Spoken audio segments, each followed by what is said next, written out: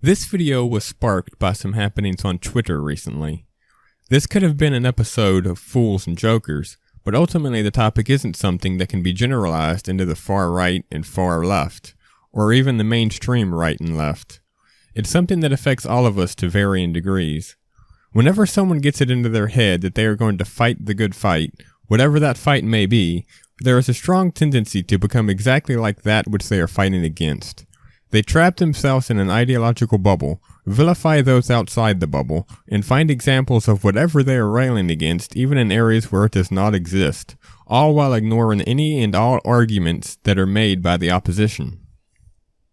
The best recent example of this is the brouhaha over YouTube's new rules. When videos started getting demonetized, anti-SJW types immediately jumped the narrative that they were being censored due to their ideological views. The fact that this legitimately appears to be happening on Twitter is no excuse to assume that the same will happen on YouTube. It was a knee-jerk reaction rather than one based on careful analysis of the facts.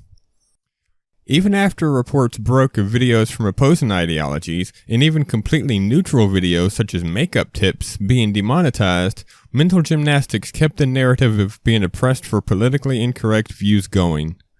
This was in the form of speculation that those channels with the correct views would be remonetized. When some larger channels that fit this description got their videos remonetized, it was seen as proof.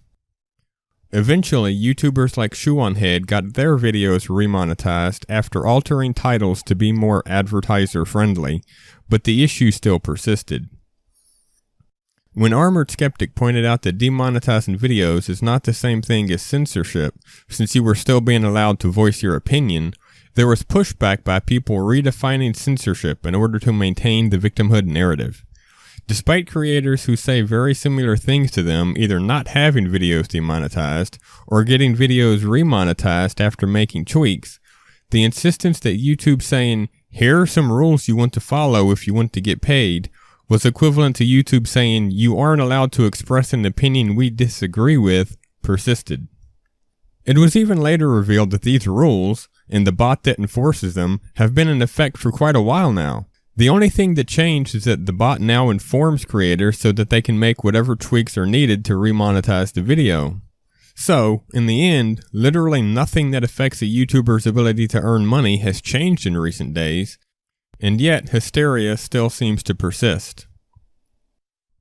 I'm not saying that there aren't problems with the system. There are plenty of advertisers who would be perfectly content to have their ads on such videos, and the real solution is to give advertisers the ability to opt out of topics deemed controversial or adult in nature, rather than putting a blanket ban on monetizing those videos. What I am saying is that if you go out of your way to look for oppression, you will always find it. Your mind will perform whatever mental gymnastics are necessary in order to convince you.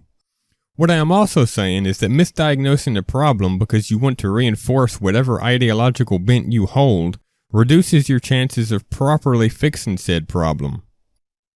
It is the advertisers in this situation who have the power, whether that is because some large ones complain to YouTube, or because YouTube is simply making assumptions about what advertisers want. The advertisers are the key to resolving the issue in a way that benefits everyone, not some imaginary social justice warriors trying to silence dissent.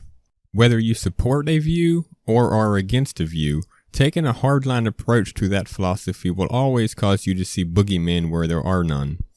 This harms whatever cause it is you claim to care about in a variety of ways. First, you are busy fighting invisible monsters while the real monsters roam the streets. Second, it makes you, and by association, your entire movement, look like the lunatic fringe and alienates would-be supporters who are thinking more rationally than you are, which is unfortunate, because your actions should not reflect on the movement as a whole, which brings us to the second problem of taking hardline stances. Taking hardline stances on an issue causes you to judge individuals by labels rather than by their actions. It causes you to automatically dismiss whatever they may say as wrong without actually taking the time to consider what it is they are saying, sometimes without even listening to what they are saying. For this example, I'll use feminists and anti-feminists. There are certainly a very large segment of the online outrage warrior feminists who look for oppression everywhere. As demonstrated above, this causes them to see it even when it does not exist. Anti-feminists come in to counteract the claims, which is fine, but too often they end up failing to judge what the person is actually saying and instead jump to the knee-jerk reactions. An example is when gamer-friendly feminist Liana Kersner made a video about feminism in gaming, and it got exposed to a much larger audience than normal through YouTube's recommendation system. She was flooded by hateful comments from people assuming that she was against gaming because they saw the word feminist and didn't bother listening to what she actually said. These people's hardline stance against feminism turned them into exactly what they hate about the outraged warriors in feminism. The fact is that there are actual feminists out there who abide by the actual dictionary definition of the term instead of just hiding behind it. People like Liana and the skeptic feminists are more than willing to call out the outrage warriors that give their movement a bad name. Unfortunately for them, they then get hate from both sides, because there are some people on both sides who are more comfortable in their echo chambers than they are actually listening to people. And I'm not saying that anti-feminists have to agree with everything those people say. I'm saying that if you are going to complain that feminists make assumptions about straight white males and use insults to shut down any dissent, then don't do the same to the feminists who aren't doing that. It makes you exactly what you claim to hate. And that goes vice versa, by the way. There are plenty of content creators out there making good faith arguments against claims of the outrage warriors in the feminist movement, who are attacked just as viciously as legitimate misogynists or online trolls would be. Neither side is helping their cause by acting like blind ideologues, because all that does is ensure that neither side will ever actually have their arguments heard and no progress will be made. So let's examine how the situation with Liana came to be, and why the people claiming to be fighting for a cause actually ended up harming it. Gamers are sensitive to the claims of feminists because of feminists who vilify them, like Anita Sarkeesian.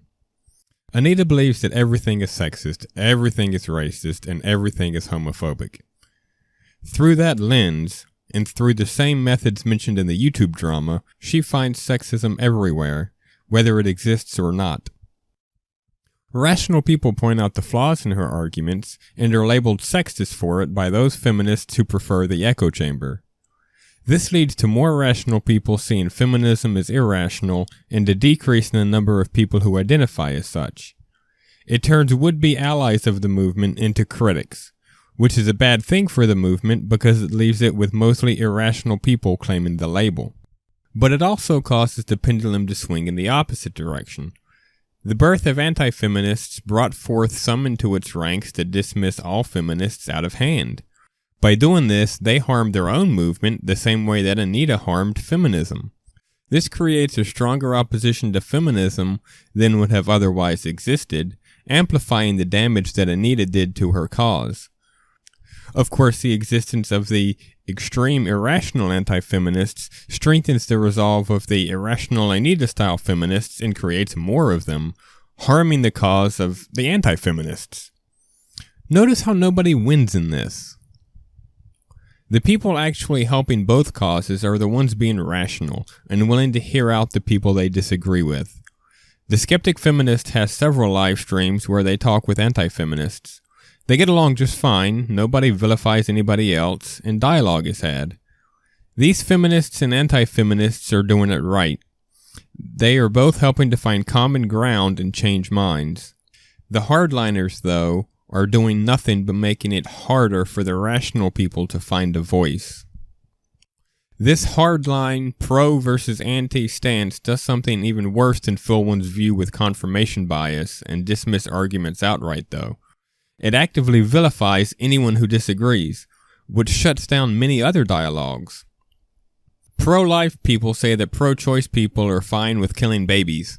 Pro-choice people say that pro-life people hate women. Both of these characterizations are false and show an astounding lack of empathy in order to justify blind hatred rather than simply agreeing to disagree. The reality of the abortion issue is a difference in opinion of where life begins and or should be granted human rights. It's a fundamental philosophical difference that might not ever be solved through discussion, but vilifying the opposition creates an excuse to demonize them on other issues as well. For now, I'm going to make the generalization that pro-lifers are right-wing and pro-choicers are left-wing. This isn't really an entirely accurate generalization, but it's one that the general public holds. I also don't think that all generalizations are bad, as long as you make it clear through context the specifics of who you were talking about. Otherwise, you'd spend half the conversation clarifying yourself. But I digress. So the abortion issue leads the left to wrongly think that the right hates women, and the right to wrongly believe that the left hates children.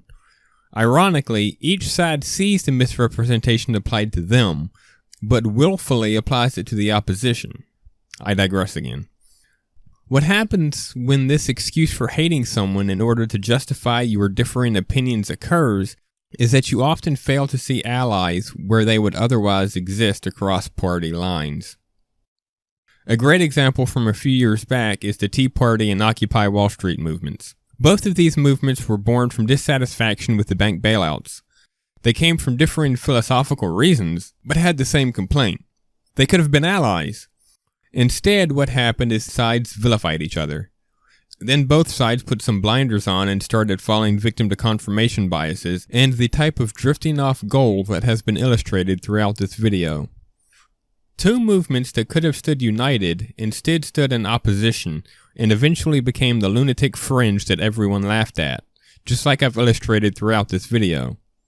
And they did it not because they disagreed about the issue in irreconcilable ways, but because each side has been taught over and over that the other is evil, so the conversation to recognize agreement never took place. I'm not arguing that you should be a constant fence setter. There's nothing wrong with picking a side and defending it. The problem comes when you pick that side without examining all sides of an issue in an intellectually honest way, and when you ignore any arguments you come across after you've picked a side. You cannot legitimately claim to hold a position if you seal yourself away from all the facts. When you see some new piece of information that upsets you, wait for all of the facts to come in and examine them with an open mind before lashing out in anger. If you see someone attacking an argument that supports your worldview, don't assume that that person is against your worldview. Even supporters of a cause should be willing to call out bad arguments made in its defense, because bad arguments weaken a cause instead of strengthening it. If you don't do these things, then you don't hold views that you legitimately believe in. You hold views that you've been told to have. This is exactly what the propagandists on both sides want, and we've been letting them control the dialogue for too long. If you like this video, please like, subscribe. I just said if you like it, then like it, but you know what I mean. Like, subscribe, share, do all that stuff, and I'll see you next time.